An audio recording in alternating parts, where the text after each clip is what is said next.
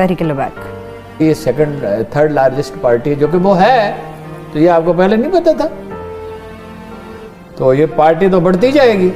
کتنی بڑھ جائے گی حرم صاحب, کتنی بڑھ جائے گی؟ 30 لاکھ ووٹ لیے ہیں, اگلی دفعہ 60 لاکھ مل سکتے. اچھا, تحریک چلے گی ان کے بعد. اگر یہ نہیں چلائیں گے سعد رضوی تو بہت ہی دانا آدمی ثابت ہوا. اس نے تو کہا بے شک مجھے جیل میں رکھیں, اور اگر یہ دانا ہوتے تو اس کو گیسٹ ہاؤس میں منتقل کرتے ہیں, ساری سہولتیں دیتے ہیں. ایک سیاسی جب اتنا بڑا مسئلہ بھی ہو اور سیاسی لیڈر بھی اتنا پاپولر ہو, 27 سال کی عمر میں اتنا پاپولر ہے, باپ سے زیادہ کامیابی اس نے حاصل کر لی ہے, اگرچہ اس کی لیگیسی کا حصہ ہے.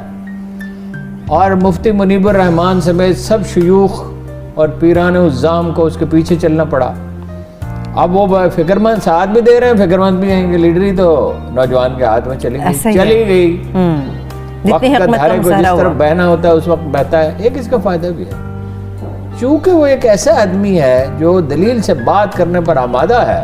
اس نے ظاہر ثابت کیا. اس نے کوئی رعایت نہیں مانگی, کوئی سہولت نہیں مانگی.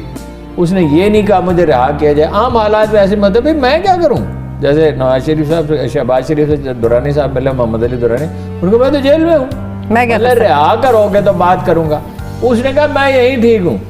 کوئی سخت جان لوگ ہیں نا, اسرت میں پروان چڑھے ہیں.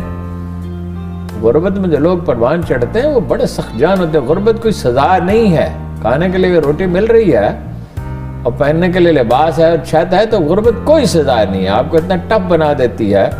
امریکی کیوں ہار رہے ہیں؟